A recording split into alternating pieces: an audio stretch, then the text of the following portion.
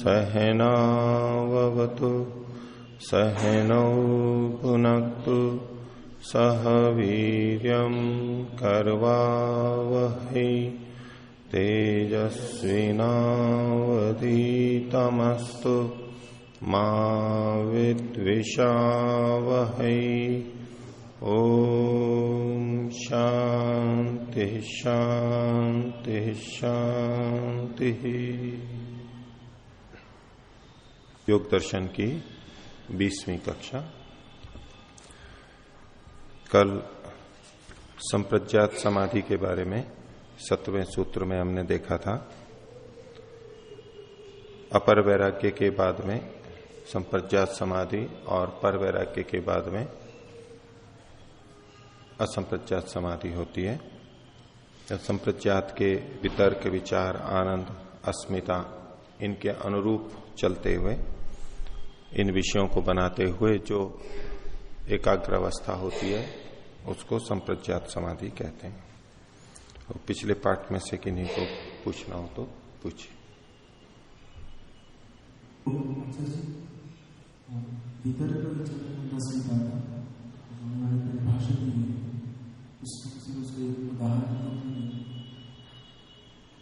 उदाहरण तो वितर्क में महाभूतों का प्रत्यक्ष, आंतरिक प्रत्यक्ष होगा ही, इसको अलग से कुछ दिखाया नहीं जा सकता। हाँ हाँ तो जब व्यक्ति पंचमहाभूतों में रहता है, हाँ, तो मेरी अस्मिता भी रहेगी। हाँ, वहां पर दो चीजों का प्रत्यक्ष है। एक साथ नहीं, लेकिन चारों का हो सकता है उसमें। एक समय में तो एक ही विषय रहेगा। वितर्क समाधि में महाभूत विषय रहते हैं, उसके अलावा बाकी तीन भी रह सकते हैं।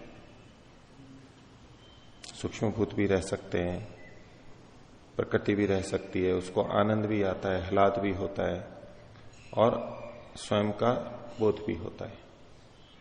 अलग अलग स्थितियों में ये चारों जो हैं, चारों चीजें वहां पर रह सकती हैं, चारों चीजें हो सकती हैं।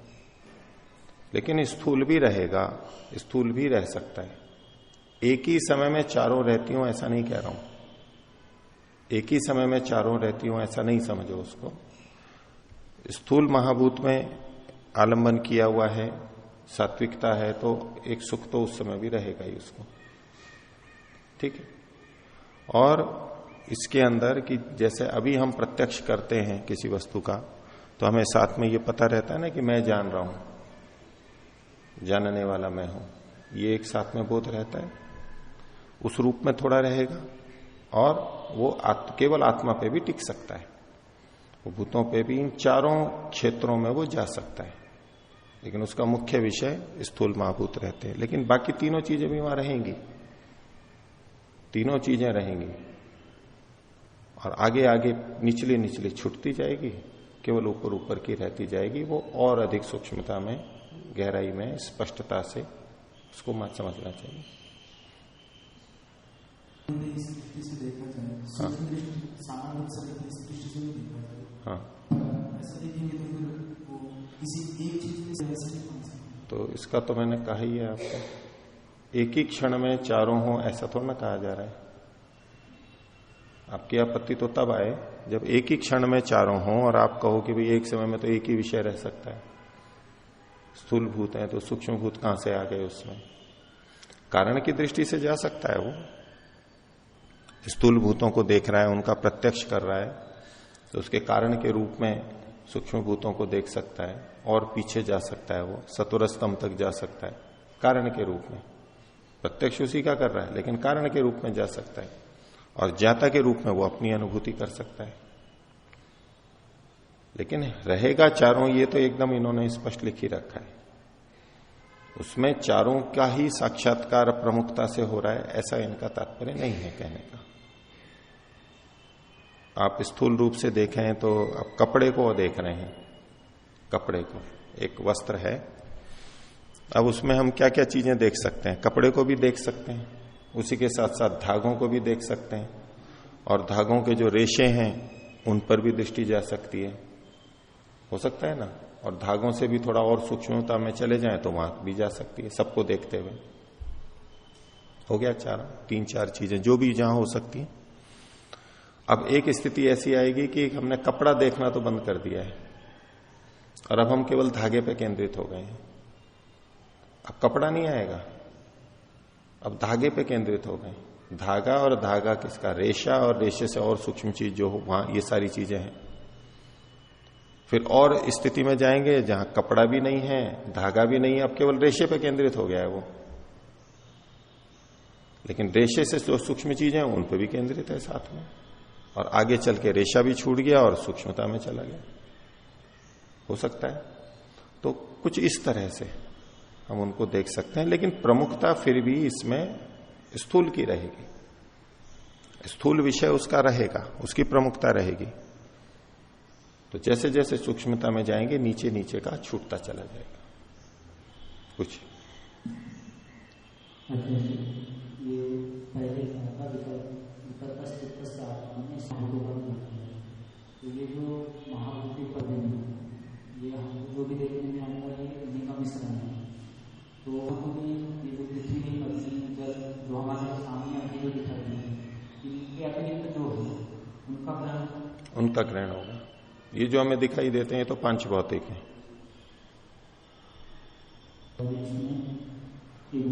जो जो आनंदो लाद, हाँ। तो इसके पहले संप्रज्ञात समाधि के पहले जो ध्यान आदि होता है तो उसमें योगाभ्यास को आनंद का अनुभव नहीं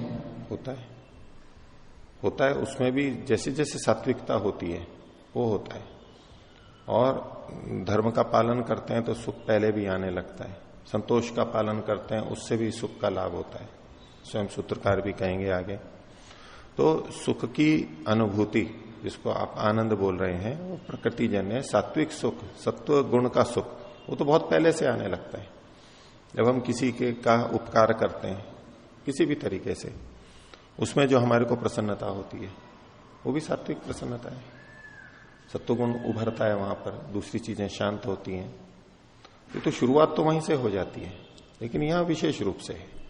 इसलिए समाधि से पहले भी आनंद तो उसको आने लग जाता है। थोड़ा बहुत भी जो ध्यान करते हैं उनको भी आने लग जाता है, थोड़ी भी एकाग्रता बनती है वहीं आने लग जाता है, लेकिन उसका स्तर बढ़ता चला जाता है। ये ऊंचे स्तर पर है।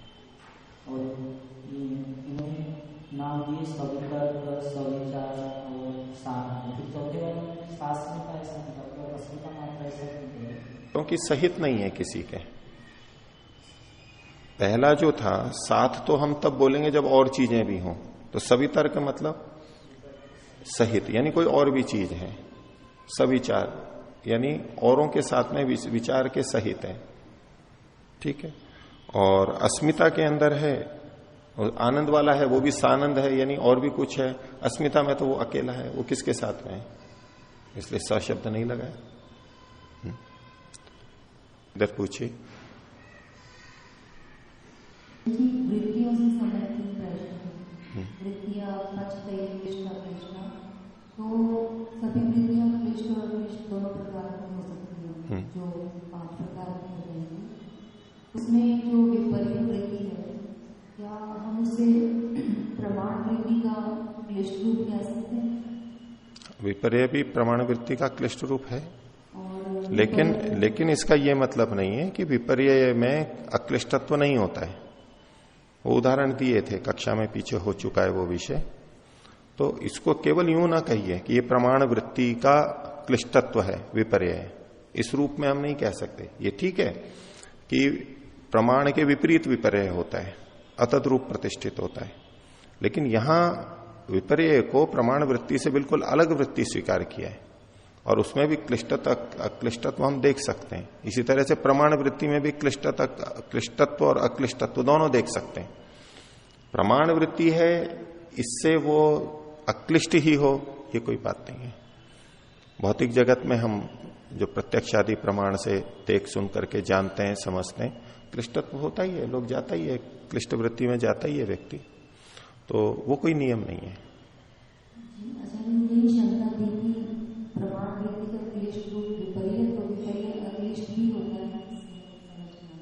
तो ये तो बता चुके हैं, चर्चा हो चुकी है इस विषय में। आगे दीजिए, बोलो। जो प्रथम सूत्र में आया था एकाग्रावस्था के विषय में, सद्भूतम आत्मा प्रत्योदय क्षुणोति च कृष्ण निरोधन, तो ये जो अवस्था है, ये जो अभी संप्रज्ञात की 4 स्थितियां बताई इनमें सब में होगी, सब में घटेगी, क्योंकि वितर्क से फिर वो विचार में जाता है, विचार से आनंद में जाता है, अस्मिता में जाता है, ये उसी तरफ जा रहा है ना, निरोध समाधि की तरफ जा रहा है। और इन सब से क्लेश क्षीण होते हैं। ठीक है, वो ये सब पे घटेगी, पूरी वो संप्रज्ञात समाधि पे सब पे घटेगी। न्यूनाधिकता कर सकते हैं लेकिन सब पे घटेगी। जो दूसरे सूत्र में आने के बाद तदेव रजोरेशम मलापेतम स्वरूप प्रतिष्ठम सत्पुरुषम अनेक मानते, तो ये अस्मिता के लिए कहा, ये अस्मिता के लिए कहा गया, ये अंतिम स्थिति है संप्रज्ञात का ही, संप्रज्ञात की अंतिम स्थिति के लिए कहा गया। लेकिन शुरुआत तो वितर्क से ही हो जाएगी, वो अंतिम स्थिति है। ठीक है, बोलिए।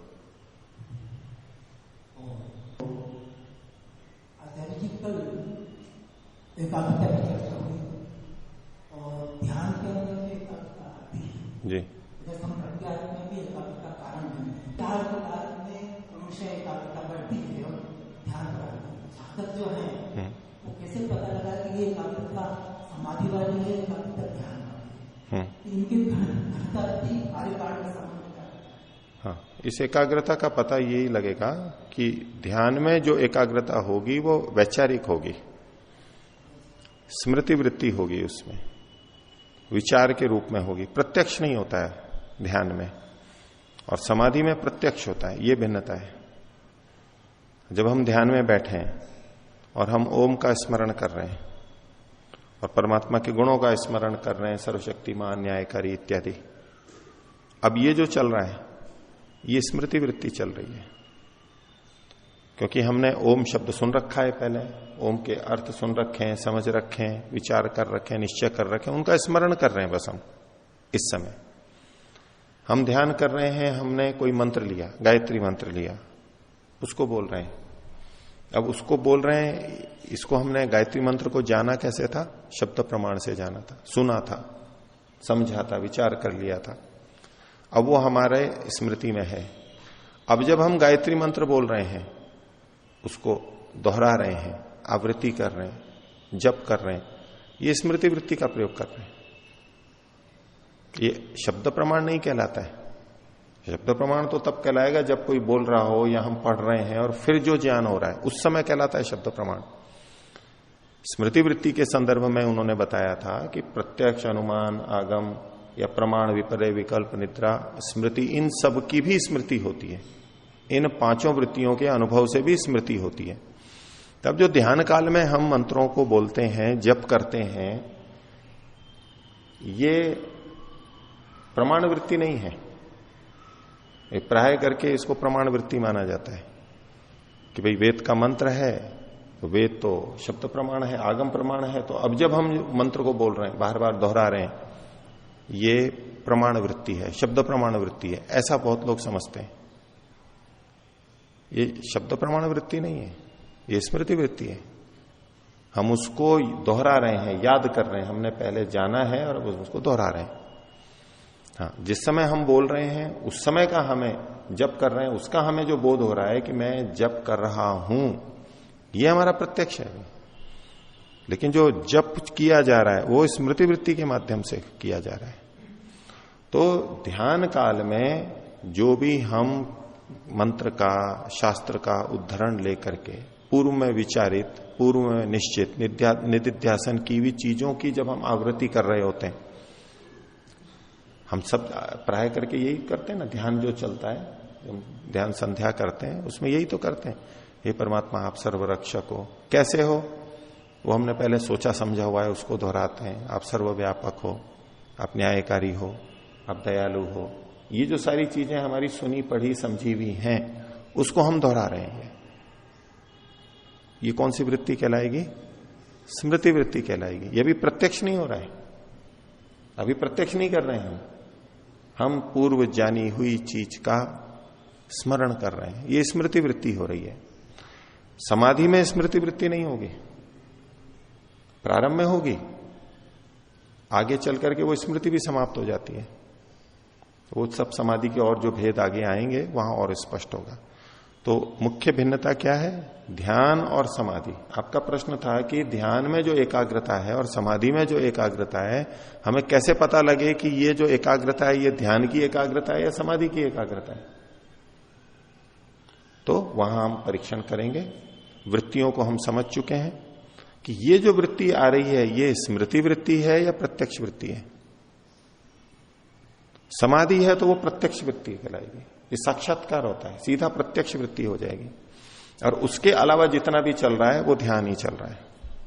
आपको बहुत सारे साधक ऐसे मिलेंगे, वो कहते हैं कि बिल्कुल ईश्वर का विषय ही बना हुआ है या आत्मा का विषय ही बना हुआ है, पूरे 10 मिनट 15 मिनट आधा घंटा 1 घंटा मैंने ईश्वर के पर ही टिका गया, मेरे को ईश्वर के विषय में समाधि लगने लग गई।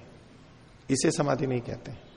एकाग्रता तो है लेकिन ये ध्यान वाली एकाग्रता है, क्योंकि ये स्मरण मात्र चल रहा है। हमने अपने को किसी एक विषय पे टिका लिया, परमात्मा के एक गुण पे केंद्रित हो गए, किसी भी एक गुण पे भी केंद्रित हो गए, या परमात्मा के अनेक गुणों का हम बार बार स्मरण कर रहे हैं, एक के बाद एक दूसरे गुणों पे जा रहे हैं, या एक पे भी टिक गए और एक के भी किसी एक अंश पे टिक गए। ये सब क्या है? अनुभूत विषय को हम फिर से स्मरण कर रहे हैं, विचार कर रहे हैं उसके ऊपर, उसी पे केंद्रित है। ये प्रत्यक्ष नहीं है, ये प्रत्यक्ष नहीं है, ये स्मृति वृत्ति का प्रयोग है और ये ध्यान में आएगा। जी एक प्रश्न होता है, संप्रज्ञात समाधि का छोर धर्म में समाधि है, असंप्रज्ञात का है, संप्रज्ञात का नहीं है। असंप्रज्ञात के प्रारंभ में है, नहीं, इस विषय पे तो मैंने काफी चर्चा की थी और अंतः प्रमाण अंतः साक्ष्य भी आपके सामने रखे थे कि ये जो धर्मेक समाधि है ये असंप्रज्ञात का अंतिम है, संप्रज्ञात के अंत में नहीं है। ऐसा कुछ टीकाकार लिखते हैं, वो ठीक नहीं है। और ये विषय आगे जब चौथा पाद पढ़ेंगे हम, आप पूरा योग दर्शन पढ़ते हुए वहां जाएंगे और क्रमशः एक एक करके सूत्र आएंगे, उनसे हमें पता लगेगा ये कौन सी स्थिति है। तो तब तक के लिए धैर्य रख लीजिए, पूरा योग दर्शन समाप्त हो जाए उसके बाद में आप इस बिंदु को अगर उठाएंगे तो फिर चर्चा करेंगे। वैसे मैं ये बिंदु बता चुका हूं कि धर्मेक समाधि, शब्द का अर्थ क्या है? धर्म और मेघ, तभी देखेंगे वहां पर। और कौन है इधर? पूछिए।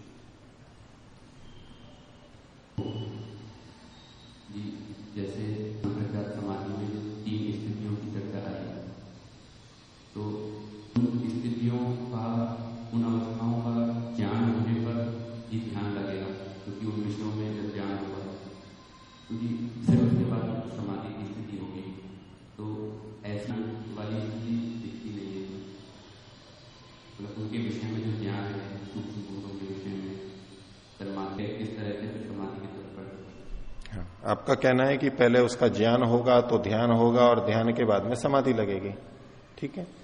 तो इतना ज्ञान तो है ही, सूक्ष्मभूत होते हैं, स्थूलभूत होते हैं, सांख्य दर्शन आप पढ़ चुके हैं और वो प्रक्रिया आप सुनते ही रहते हैं, इतना तो ज्ञान है ही। उसके और भी गुणों का ज्ञान है, इतना हमारे को पता है ही। और इतना भी बहुत है, जब हम ध्यान करेंगे और सूक्ष्मता में जाएंगे और फिर वो अपने आप घटित होता है। वहां पर प्रत्यक्ष जो होगा वो आंतरिक रूप से अपने आप उस तरह की व्यवस्था से होगा। तो जब ध्यान पे किसी पे केंद्रित होते हैं उससे संबंधित चीजें आगे प्रत्यक्ष होती हैं आंतरिक रूप से। अब आप किसी शहर को देखने जा रहे हैं तो बोले पहले शहर का ज्ञान होगा तब उसका प्रत्यक्ष होगा, ठीक बात है ना? ये लोक में भी है या नहीं है? ऐसा ही है ना। थोड़ा अच्छी तरह से स्वीकृति दिया करो, पता लगे कि भाई आपको बात पहुंची है या नहीं पहुंची है। वहां भी कोई कहेगी जी प्रत्यक्ष तो तब करेंगे जब हम उसको जानेंगे। जानेंगे मतलब थोड़ा ही तो जानेंगे, प्रत्यक्ष में पूरा जानेंगे, प्रत्यक्ष में अधिक जानते हैं। उससे पहले जो जानना है वो थोड़ा होता है, वो थोड़ा तो जान लेते हैं। और वो थोड़ा भी यदि थोड़ा लग रहा है तो ठीक है, वो और ज्यादा हो जाएगा। उनके बारे में और भी वर्णन आते हैं, कुछ कुछ वर्णन शास्त्रों के अंदर आए हैं, उसके अनुसार हम कुछ समझते हैं तो आगे हो जाएगा। हाँ कुछ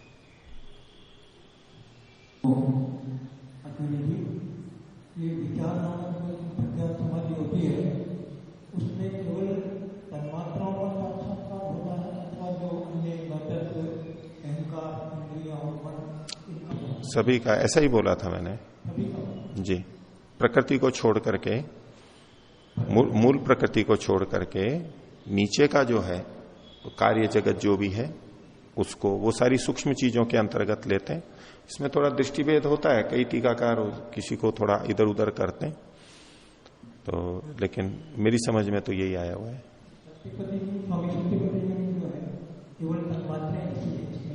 जी जी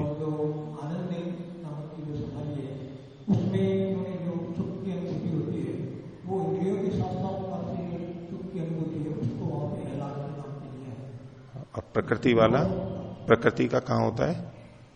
फिर इंद्रियों से जो सूक्ष्म चीजें उनका साक्षात्कार कौन से में होता है? है जी उसमें, बाकी सबका उसी में होता है। हाँ इंद्रियों से लेकर के और मूल प्रकृति तक, ठीक है। वो दृष्टिभेद है, अलग अलग कुछ है, मेरे जो समझ में आया मैंने आपके सामने रखा। और कौन? हाँ बोलो।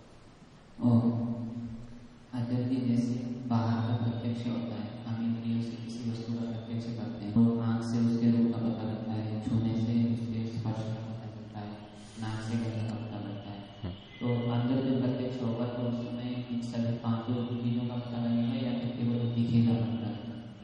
हाँ, जैसा इनका जिसका जैसा रूप गुण है, स्वभाव है, वो पता लगना चाहिए मन से सीधे। ज्ञानेंद्रियों के बिना केवल मन से मानसिक प्रत्यक्ष के रूप में जो गुणधर्म उसमें है उन सब का पता लगना चाहिए। कोई भी वस्तु दिखाई देती है तो उसमें बताते हैं कि जैसे यहाँ से प्रकाश की किरणें आ रही हैं और उसके कारण से हो रही है।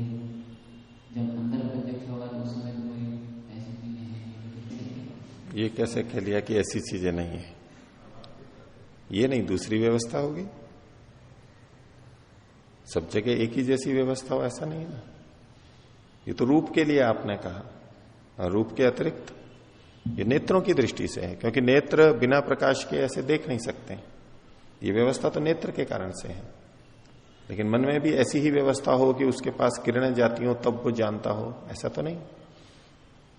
अभी जो हम देखते हैं बाह्य वस्तुएं और नेत्र में उद्दीपन होता है, नेत्र की कोशिकाएं, तंत्रिका, नेत्र तंत्रिकाएं जो हैं, ऑप्टिक नर्व्स हैं, वो संदीप्त होती हैं, उद्दीप्त होती हैं और उससे संकेत अंदर जाते हैं, ठीक है। और फिर अंदर मन, बुद्धि, आत्मा तक वो पहुंचते हैं, तो वहां प्रकाश थोड़ा जाता है।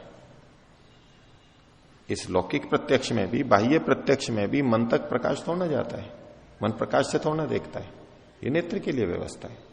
आगे अलग संकेत जाते हैं। तो मन के वहां तो आंतरिक मानसिक प्रत्यक्ष होगा, उसके लिए लौकिक चीजों में भी प्रकाश की आवश्यकता नहीं है। तो आंतरिक में आप क्यों उसमें आवश्यक समझें कि वहां ये प्रकाश होना चाहिए? इसकी कोई आवश्यकता नहीं। कोई ना कोई माध्यम तो चाहिए। माध्यम ठीक है, उसका मना नहीं कर रहा हूं। माध्यम कुछ ना कुछ होगा, वो व्यवस्था जो भी है वहां पर, उसका कोई स्पष्टीकरण हमें मिलता नहीं है यहां पर, तो इसलिए उसके लिए कुछ कहना संभव नहीं है। लेकिन आप इस प्रकाश को वहां घटाएं, उतना तो ठीक नहीं है। आवश्यक नहीं कि वहां भी ऐसी ही व्यवस्था, भिन्न व्यवस्था होगी। और प्रत्यक्ष हो रहा है तो कोई ना कोई व्यवस्था होगी, ये हम अनुमान कर सकते हैं। सन्निकर्ष होगा, सन्निधि होगी, कुछ ना कुछ तो होगा ही। और वो कैसे होता है ये फिर वैज्ञानिक दृष्टि से हो तो अनुसंधान का विषय। और कोई बोलिए। ये हठ योग साधकों में देखा जाता है कि 400-500 भस्त्रिका करने के बाद में जो ध्यान लगाते हैं तो वहाँ पर जिस पर ध्यान लगाते हैं वहाँ प्रकाश दिखाई देता है 10-15 मिनट। इसके बाद में शून्यता छा जाती है, तो वहाँ न विचार होता और न का आनंद होता। वहाँ क्या? ये तो बाह्य स्थूल रूप से ऐसा होता है, जब भी हम कोई विशेष सक्रियता लाते हैं, चाहे वो प्राणायाम के माध्यम से लाएं या दूसरे ढंग से लाएं, और फिर एकदम शांति आती है थकने के बाद में, जैसे होता है बहुत सक्रियता हो तो बस जब आराम करते हैं तो बहुत अच्छा लगता है, बहुत एकाग्रता लगती है, जैसे शरीर को लगती है मन को भी लगती है, बुद्धि में भी होती है। तो बार बार प्राणायाम करने से जो सक्रियता आती है, तेजी आती है, और उसके बाद में ये होता है जो प्रकाश है वो नेत्र के ऊपर प्रभाव पड़ता है इन सब से, प्राणायाम से, श्वास प्रक्रियाओं से, दबाव से, तो वो उद्दीप्त होती है। ये तंत्रिका तंत्र का खेल है और कुछ नहीं है। ये जो प्रकाश होता है ये तो हम नेत्र को वैसे भी दबाते हैं, उससे भी आने लगता है, दबाव होने लगता है। और सांस भर के और कान नाक बंद करके भी होता है, वो कभी भी कर सकते हैं। आप लोगों ने प्रत्यक्ष कर ही रखा होगा बहुतों ने, सांस को भर के कान को बंद कर लिया, ये करते हैं, ये है। अब भर के और थोड़ी देर रोको आप, ये झिलमिल शुरू हो गई मेरे सामने, देखो इतने विचित्र विचित्र योग की कितनी सिद्धि, अद्भुत दर्शन जो कि संसार में नहीं होता, जो आंतरिक प्रत्यक्ष है, कितना अद्भुत चित्र विचित्र रंग बिरंगे चीजें इसी समय हो जाती है। उस तरह से प्राणायाम से होती है वहां पर वो दबाव आता है आंखों के ऊपर। उससे भी सरल विधि ये है, इसको भी अपना सकते हैं सरल रास्ते को। ईश्वर का साक्षात्कार करवाते हैं ना कई जने, पूरा माहौल बना के उनको, आज आपको ईश्वर का साक्षात्कार करवाएंगे, और उनकी श्रद्धा को अभिव्यक्त भी करवाते हैं धन के रूप में। ना धन दें, श्रद्धा तो होनी चाहिए ना, बिना श्रद्धा के कैसे होगा। तो उनसे बड़ी श्रद्धा उनकी प्रकट करवाते हैं, पहले अलग कमरे में ले जाते हैं, बंद करते हैं, अंधेरा करते हैं, कुछ और भी विशेष चीजें लगा के रखेंगे, धूप बत्ती और प्रकाश और चीजें, ताकि कुछ वैशिष्ट्य लगे। परमात्मा विशिष्ट है तो कुछ विशेष तो होना ही चाहिए। ले जाते हैं और उनको यहां दबा देते हैं। वो चमकता हुआ गोल दिखता है, देखो, आदित्य वर्णम तमसः परस्तात्। एक चमकता हुआ गोला आदित्य वर्ण का सुनहरा दिखता है, अभी कर लो अभी दिख जाएगा, ईश्वर का साक्षात्कार हो जाता है। आधुनिक विज्ञान है ना, उसमें हर चीज जल्दी जल्दी होती है, शीघ्रता से, सरल उपाय है। ज्ञान बढ़ते बढ़ते बढ़ते उपाय सरल खोज लिए गए हैं, तो वो प्रत्यक्ष हो जाता है। पुराने तरीकों पे रहेंगे तो लंबा रास्ता चलना पड़ेगा, वैसे ही बहुत समय लगता है। नई तकनीकें आ गई है ना, उससे सरलता से हो जाता है।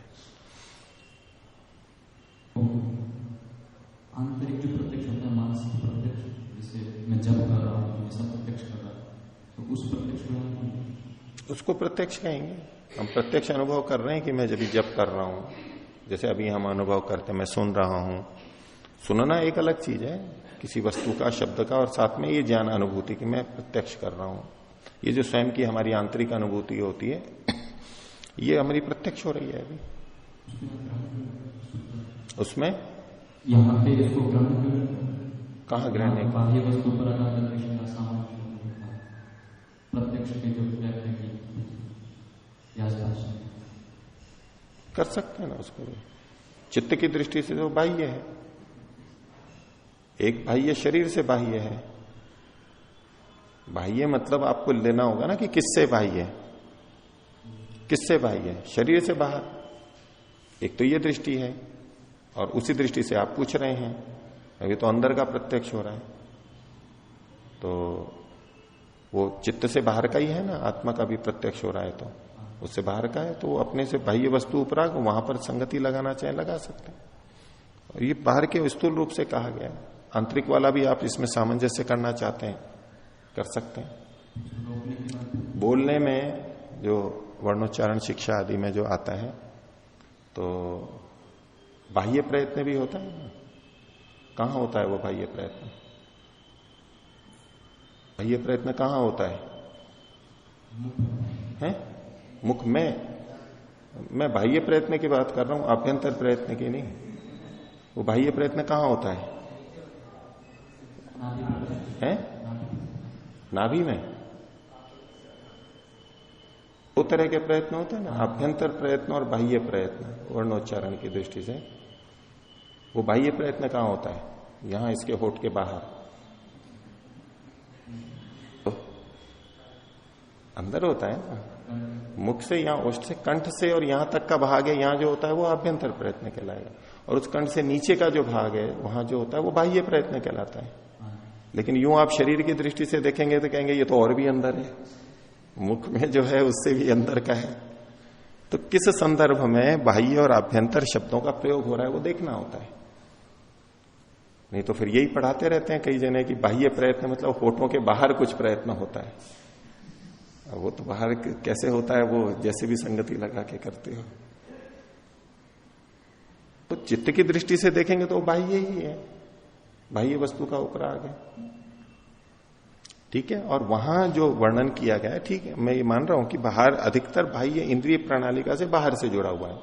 लेकिन जब हम प्रत्यक्ष देखेंगे योगियों का प्रत्यक्ष, वो तो फिर सांख्य की परिभाषा हमें प्रत्यक्ष की लेनी ही होगी। इसी दृष्टि से वहां पर कहा गया है योगी नाम अबाह्य प्रत्यक्षत्वात् अदोष, लीन वस्तु लब्धाति शयाद्वा अदोष। वहां प्रत्यक्ष की परिभाषा अलग से की गई और वो चर्चा की गई क्यों ये परिभाषा की आपने। तो अलग अलग दृष्टि से प्रत्यक्ष की परिभाषाएं अलग अलग हो सकती हैं। यहां सामान्य रूप से जो प्रत्यक्ष है वो ऐसा बाह्य प्रत्यक्ष ही लिया जाता है, वो ठीक है, उसको ले सकते हैं। जो अंदर वाला है अगर आप सूक्ष्मता से कहेंगे तो प्रत्यक्ष, आप उसको प्रत्यक्ष नहीं मानेंगे तो क्या मानेंगे? आप तो दोनों तरफ प्रश्न करोगे। मैं उसको कहूंगा कि प्रत्यक्ष है तो बोले कि यहां क्यों नहीं लिखा, मैं कहूंगा प्रत्यक्ष नहीं है तो बोले प्रत्यक्ष क्यों नहीं है। आपको तो दोनों तरफ प्रश्न करना है, मैं कुछ भी बोलूं उत्तर दूं, यही ना। अगर मैं कहूं कि ठीक है उसको प्रत्यक्ष नहीं मानेंगे, अगर आपको लगता है कि यहां बाह्य वस्तु पराग यानी इंद्रिय प्रणाली का आया तो वो प्रत्यक्ष में नहीं आएगा, चलो मैं ये उत्तर देता हूं तो संतुष्ट हैं, उसको प्रत्यक्ष नहीं मानेंगे। कुछ भी मान लीजिए ना आप उसको, तो क्या मानेंगे आप बताओ? किसी और वृत्ति में डाल नहीं सकते उसको, विपर्य में भी नहीं डाल सकते, विकल्प में नहीं डाल सकते, उसको निद्रा में नहीं डाल सकते, उसको स्मृति में नहीं डाल सकते, किस में करेंगे आप?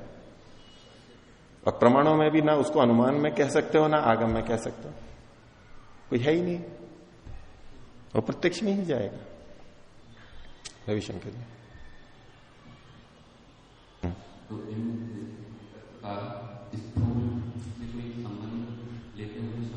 नहीं, स्थूल आभोगा तो उन्होंने लिखा ही है। वितर्क मतलब तो विशेष रूप से तर्कणा, उसको वितर्क बोलते हैं। विशेषेण तर्कणम अवधारणम वितर्क, विशेष रूप से तर्कना कर रहे हैं, अवधारण कर रहे हैं। तर्कना मतलब अवधारण, विशेषेण तर्कणम अवधारणम वितर्क, ये शाब्दिक दृष्टि से इसकी व्याख्या मिलती है। और विचार का विशेषेण चरणम सूक्ष्म वस्तु पर्यंतम इति विचार।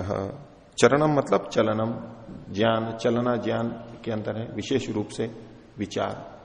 और आनंद तो आह्लाद है ही, आनंद के रूप में अस्मिता अस्मिति ये बोध है ही शब्दों से। तो वितर्क विचार में इसमें तर्कणा अवधारणा विशेष रूप से होती है, और विचार के अंदर भी चरण यानी ज्ञान विशेष रूप से होता है सूक्ष्म विषयों का, वो विचार के रूप में।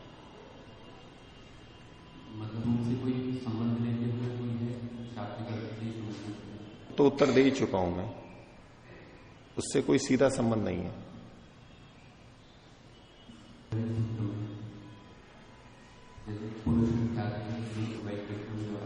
हाँ। तो वहां पर उसकी जगह अगर ईश्वर का ग्रहण करते हैं, जैसे कुछ टीकाकार करते हैं, हाँ। तो वहां क्या दोष? नहीं, पुरुष की जगह ईश्वर ग्रहण क्यों करेंगे? सूत्र में पुरुष लिखा है तो पुरुष ही होगा, सूत्र को थोड़ा ना बदलेंगे। नहीं, तो आप प्रश्न यूं रखिए कि सूत्र में जो पुरुष शब्द है उससे आत्मा का ग्रहण ही क्यों करें, ईश्वर का ग्रहण क्यों ना करें? आपका प्रश्न ये होना चाहिए जो आप पूछना चाह रहे हैं। पुरुष शब्द से आपने कहा इस सूत्र में पुरुष है, पुरुष शब्द पुरुष की जगह पर यहां पर ईश्वर का ग्रहण करें, तो ये प्रश्न नहीं है आपका। मूल जो कहना चाहते हो उसकी अभिव्यक्ति आनी चाहिए कि तत्परम पुरुष ख्यातेर गुण वैतृष्ण्यम, इसमें पुरुष शब्द से किसका ग्रहण करें? अब पुरुष आत्मा को भी कहते हैं, पुरुष परमात्मा को भी कहते हैं, अलग अलग जगह दोनों के लिए नाम पुरुष शब्द से होता है। यहां किसका ग्रहण होगा, ये एक विचार की बात है। तो इसमें कुछ लोग यहां पर ईश्वर का ग्रहण करते हैं, कुछ लोग ईश्वर और आत्मा दोनों का ग्रहण करते हैं और कुछ लोग केवल आत्मा का ग्रहण करते हैं। तो मैंने जो आपको बताया वो आत्मा का बताया। वो क्यों संगत है? क्योंकि ये परवैराग्य है। इससे पहले की स्थिति क्या थी? अपर वैराग्य। अपर वैराग्य के बाद में संप्रज्ञात समाधि, और संप्रज्ञात समाधि की भी अंतिम स्थिति अस्मिता। उसमें किसका साक्षात्कार होगा? आत्मा का साक्षात्कार होता है। और सत्व पुरुष अन्यथा ख्याति वाला प्रसंग भी संप्रज्ञात से जुड़ा हुआ है। तो वहां जो पुरुष है वो आत्मा है, चिति शक्ति आत्मा है, वहां परमात्मा अर्थ नहीं है।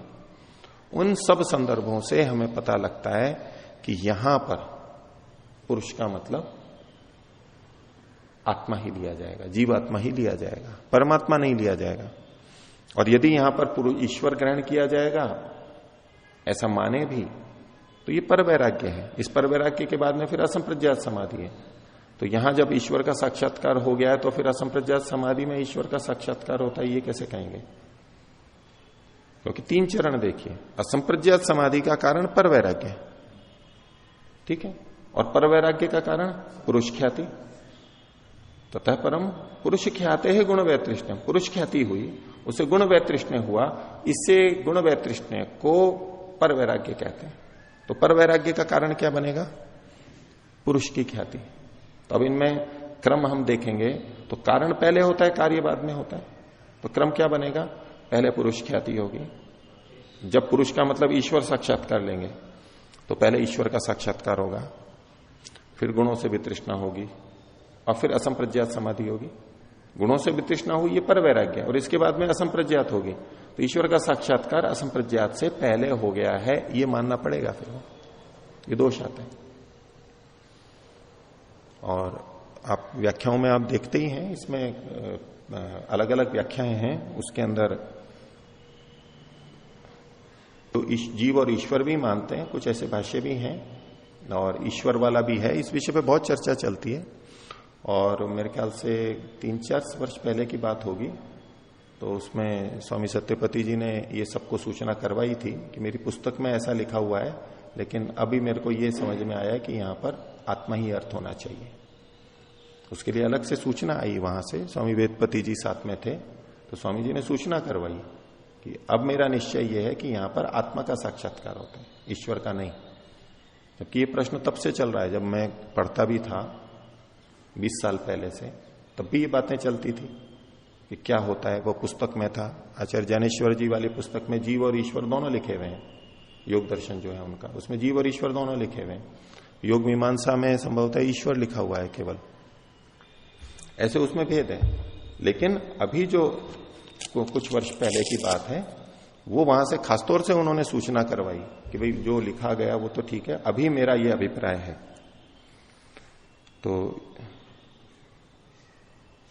ज्ञानेश्वर जी वाला जो योग दर्शन है, उसमें पृष्ठ 7 पर परमात्मा के ज्ञान से ये लिखा है। और योग मीमांसा के अंदर जीव व ईश्वर दोनों लिखे हुए हैं। योग मीमांसा स्वामी सत्यपति जी की है। और उसमें मेरे ख्याल से बाद वाली में केवल ईश्वर परक अर्थ आ गया था, उसमें भी भेद है। और जो अंतिम आया है, जो मौखिक रूप से आया है, उसमें आत्मा का उन्होंने निश्चय किया है। तो ये विषय पहले भी चलता था, उनको तो शुरू से ही इस जो जैसा वर्णन यहां पर मिल रहा है, जो मैंने बातें आपको सामने रखी, प्रमाण रखे, कि हम शास्त्र से ही समझेंगे ना। शास्त्र में जिस तरह से वर्णन मिलता है उसके आधार पर ये स्पष्ट है कि यहां पुरुष का मतलब आत्मा ही लिया जाता है, आत्मा ही लेना चाहिए, ये उपयुक्त है। पहले बड़ा दुख मिलेगा, छूटेगा, अथवा एक उसकी विचारधारा इसमें ये भी रहती है, जो इसको कुछ करती है कि पहले पिड़ेंगे तब वो चीज छूटेगी, तब आप ऊपर पड़ेंगे। तो ये उसका जो पहलू इस विचारधारा को कुछ करता है, पहला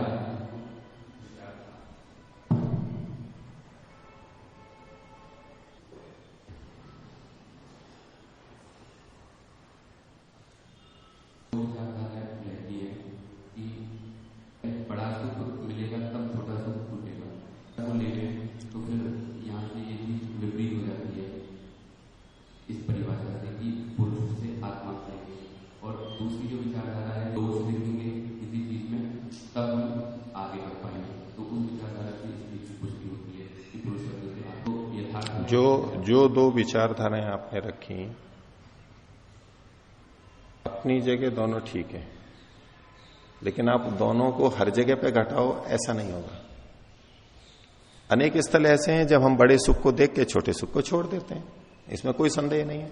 सैकड़ों उदाहरण मिल जाएंगे। दूसरा भी अपनी जगह ठीक है कि जब हम किसी में दोष देखते हैं तो उसको छोड़ देते हैं और दूसरी चीज की तरफ बढ़ जाते हैं, इसके भी सैकड़ों उदाहरण मिल जाएंगे। तो इसको इस दृष्टि से नहीं देखो कि यहां ये वाली बात ठीक है तो यानी दूसरी खंडित हो गई, दूसरी ठीक हो रही है तो ये खंडित हो गई, ये दोनों ही ठीक है। ये सोचना कि ये एक ही विचारधारा ठीक है और सब जगह एक ही घटेगा, ये गलत है, ये दृष्टि गलत है। इसलिए दोनों में विरोध दिख रहा है।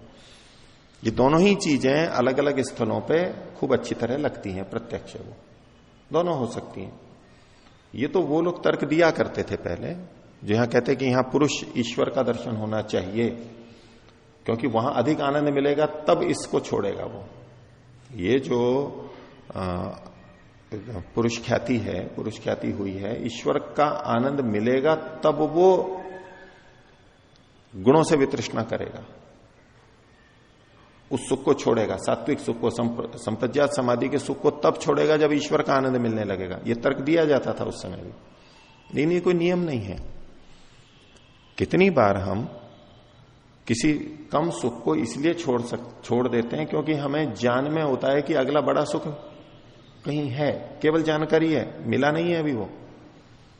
बड़े सुख की आशा में, जो कि अभी प्रत्यक्ष नहीं है हमारा, हम छोटे सुख को जो कि प्रत्यक्ष है छोड़ देते हैं, छूट जाता है वो हमारा कि इसको छोड़ेंगे तो वो मिलेगा। जब ये शर्त हमें पता लग गई तो उसको छोड़ देता है, और दुख और दोष के कारण भी छोड़ता है, ये तो है ही।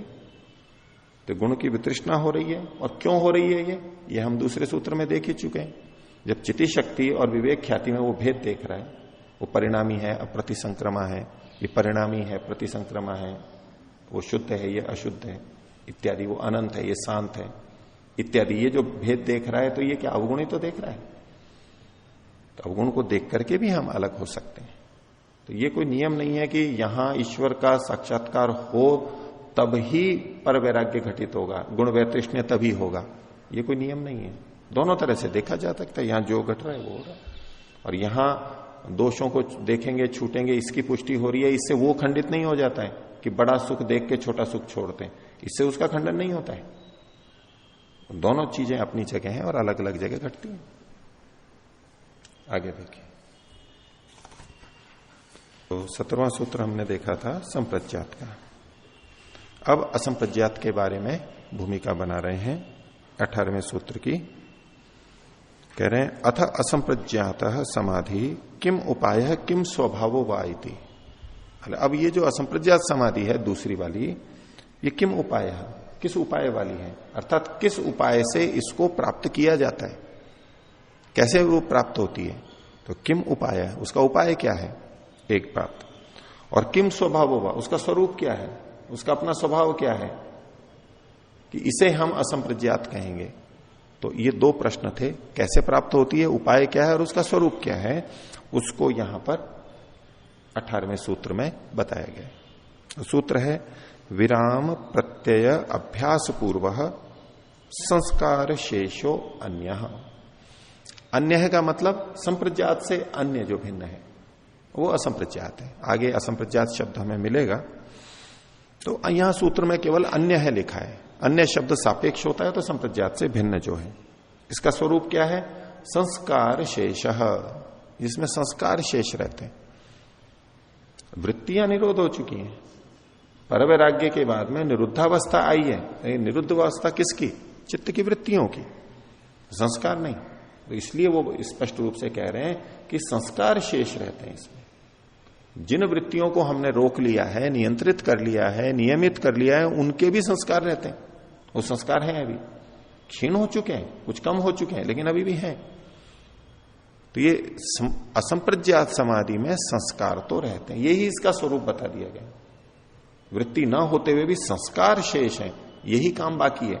और इसी से पता लग जाता है कि असंप्रज्ञात समाधि में कार्य क्या करना है, इन संस्कारों को दग्ध बीज करना है, क्षीण करना है, तनु करना है, दग्ध बीज कर देना है, यही काम है असंप्रज्ञात में। तो संस्कार शेष रहते हैं, ये तो इसका स्वभाव या तो स्वरूप बताया। और इसका उपाय क्या है, तो कहा विराम प्रत्यय अभ्यास पूर्व। विराम मतलब है निरोध, चित्त वृत्तियों का निरोध होना, नियंत्रण करना। उसका जो प्रत्यय यानी कारण है, चित्त की वृत्तियों के रुकने का कारण क्या है, तो वो है परवैराग्य। परवैराग्य तो परवैराग्य के अभ्यास पूर्वक होती है ये संस्कार शेष की स्थिति। यानी परवैराग्य का बार बार अभ्यास जब किया जाता है, ये ही असंप्रज्ञात समाधि को प्राप्त करने का उपाय है। अभी शुरुआत से नहीं लेंगे, शुरुआत के सारे उपाय तो अपनी अपनी स्थिति को पहुंचाने के लिए हैं, संप्रज्ञात तक पहुंचा दिया। अब व्यापक रूप से देखेंगे तो नीचे के सारे यम नियम के पालन से लेकर के सारे हम संप्रज्ञात समाधि के उपाय कहे जा सकते हैं, सब कुछ संप्रज्ञात भी उसका उपाय कही जा सकती है। लेकिन ये अंतिम चीज बता रहे हैं विशेष, क्योंकि वो संप्रज्ञात तक तो पहुंच ही गए हैं। अब संप्रज्ञात के बाद में असंप्रज्ञात को कैसे प्राप्त करे, ये उपाय यहां पर बताना है।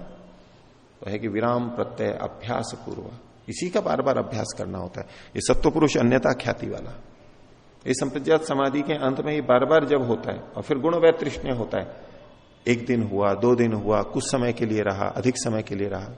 जैसे हमारा लौकिक विषयों में वैराग्य होता है, कभी हो गया, किसी को साल में एक बार हुआ, किसी को 10 साल में एक बार हुआ थोड़ा सा, किसी को 1-2 मिनट हुआ, किसी को घंटे रह गया, किसी को 1-2 दिन रह गया, फिर वापस सामान्य, फिर वैसे ही आकर्षण। किसी को फिर अधिक होने लगता है और 10 दिन, 15 दिन, महीनों, सालों तक लगातार बना रहता है। तो जैसे लौकिक विषयों में वैराग्य में थोड़े से अल्प मात्रा में लेके वो बढ़ता जाता है, उसका काल और गंभीरता, ऐसा ही यहां पर भी होगा। पहले थोड़ा सा होगा, थोड़ी देर के लिए होगा, फिर अधिक देर के लिए होने लगेगा, बार बार होने लगेगा। अभ्यास बार बार करेगा और वो स्थिति बार बार अनुभव में आती जाएगी, वो दृढ़ होती जाएगी। ये अभ्यास करते करते बस ये अच्छा होते इधर असंप्रज्ञात लगने लगेगी। तो परवैराग्य का अभ्यास, विराम का कारण जो है परवैराग्य, यहां प्रत्यय का मतलब है कारण, उसके अभ्यास पूर्वक ये दूसरी होती है। तो संप्रज्ञात के होने पर असंप्रज्ञात की प्राप्ति होती है।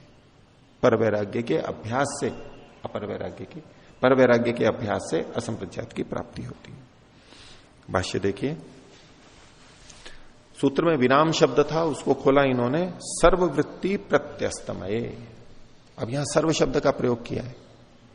योगश चित्त वृत्ति निरोध है, वहां सर्व नहीं है, लेकिन चूंकि ये निरोध समाधि की बात चल रही है, निरोध स्थिति की बात चल रही है, इसलिए सर्व शब्द को इन्होंने लिया ही है। इससे पहले भी निरोध था, लेकिन यहां सर्व शब्द है। तो सब वृत्तियों के प्रत्यस्तमय, प्रत्यस्तमय मतलब तिरोहित होने पर, जैसे सूर्य अस्त हो जाता है, शांत हो जाते हैं, तिरोहित हो जाता है, दिखता नहीं है सूर्य, ऐसे अस्त हो जाता है, ऐसे सर्ववृत्ति प्रत्यस्तमय। संस्कार शेषो निरोध, संस्कार जहां शेष रहते हैं ऐसा जो ये निरोध है, ये चित्तस्य समाधि असंप्रज्ञात, निरोध अवस्था होगी। ये चित्त की जो समाधि है, ये भी एक समाधि है, ये असंप्रज्ञात है, इसको असंप्रज्ञात का इन्होंने स्वयं ने कह दिया भाष्यकार ने। संप्रज्ञात से अन्य जो है वो ये असंप्रज्ञात है। प्रत्यय उसका कारण, तो कहा तस्य परम वैराग्यम उपायः। किम उपायः, असंप्रज्ञात का उपाय क्या है, तो उसका उपाय है पर वैराग्य, पर वैराग्य का अभ्यास, उसको प्राप्त करना। तो तस्य परम वैराग्यम उपायः, पर वैराग्य उसका उपाय है। आगे अब ये कह रहे हैं कि पर वैराग्य ही क्यों इसका कारण है, अन्य भी जो अभ्यास किए जाते हैं एकाग्रता के लिए, तत्र स्थितो यत्नो अभ्यास, अभ्यास तो वहां भी किया जा रहा है। संप्रज्ञात समाधि में भी अभ्यास किया गया था, वितर्क, विचार, आनंद, अस्मिता, वहां कुछ न कुछ आलंबन रहते हैं, उन आलंबनों को लेकर के अभ्यास किया गया था। तो कह रहे हैं कि वो अभ्यास इसमें काम नहीं करते, तो इसलिए आगे कहा सालंबनो ही अभ्यास तत्साधनाएं न कल्पते थी। जो सालंब अभ्यास है उसी से सीधे इसके सिद्ध करने में सहायक नहीं होते हैं, उसमें समर्थ नहीं होती। सालंबनो ही अभ्यास तत्साधनाए न कल्पते, उसके साधन के लिए समर्थ नहीं हो पाता है, उसको सिद्ध नहीं कर पाते हैं, तो वहीं रह जाएगा। इसलिए विराम प्रत्यय निर्वस्तु का आलंबनी क्रियते, इसमें विराम का कारण पर वैराग्य, और उसमें निर्वस्तु, कोई अन्य वस्तु नहीं रहती है आलंबन में, निर्वस्तुक, कोई वस्तु नहीं रहेगी, उसका आलंबन किया जाता है।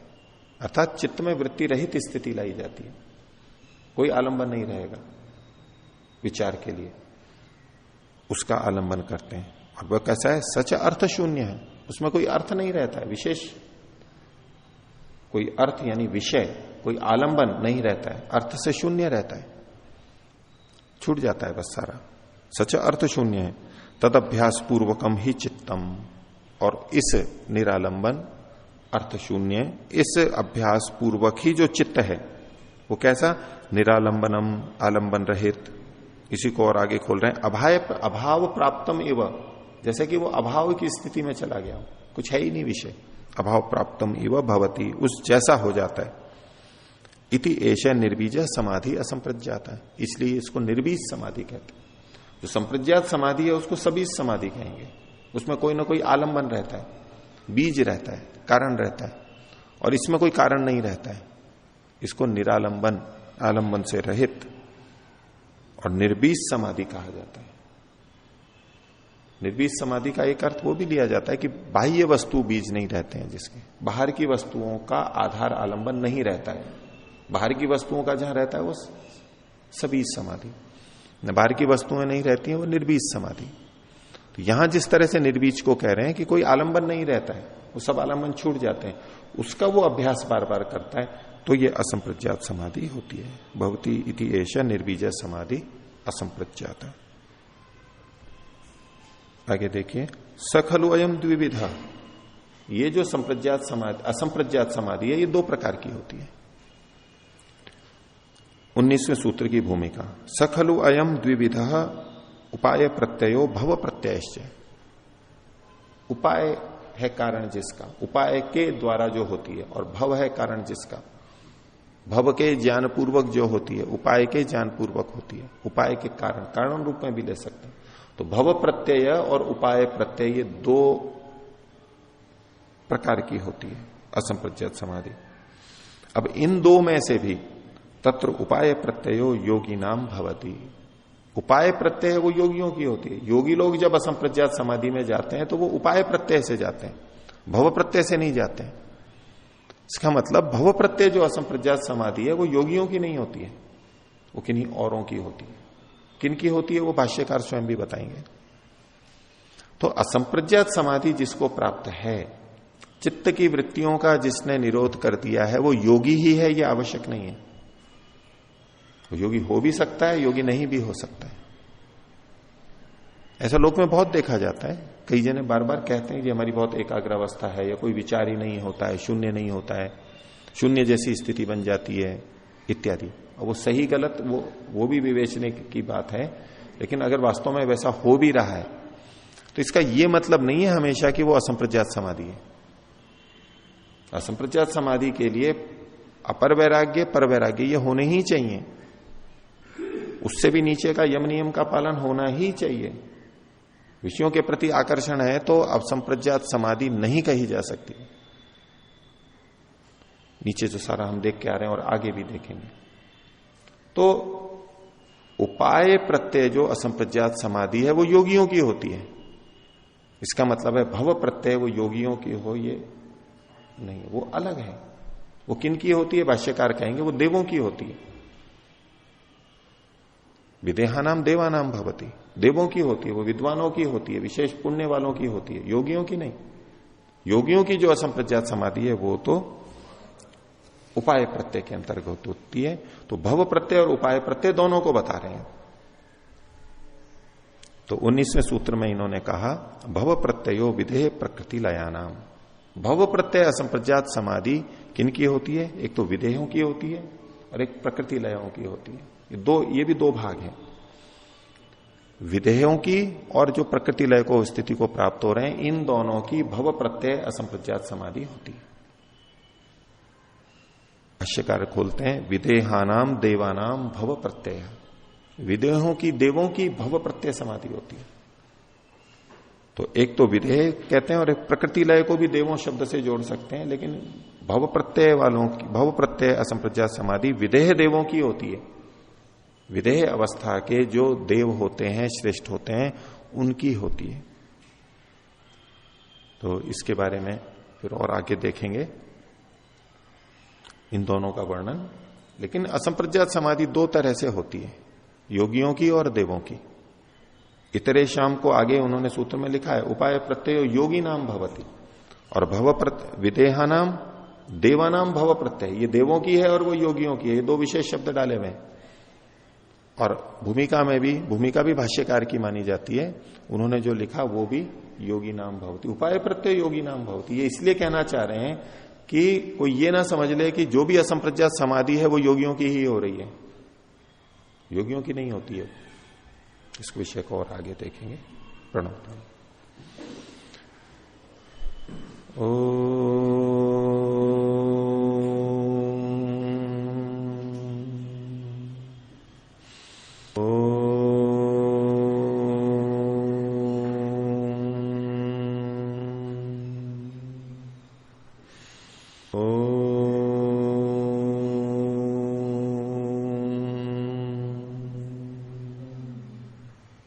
कुछ अधर भी वदन।